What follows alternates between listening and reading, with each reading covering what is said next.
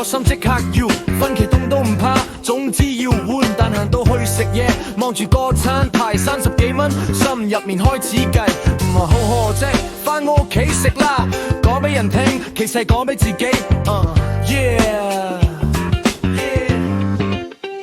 人好奇怪㗎，真好奇怪㗎，2000蚊手機，話買就買。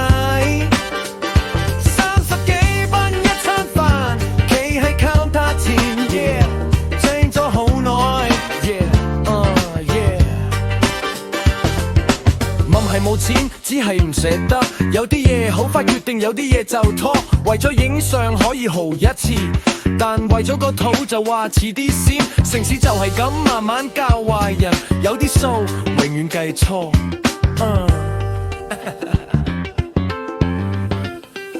人好奇怪㗎，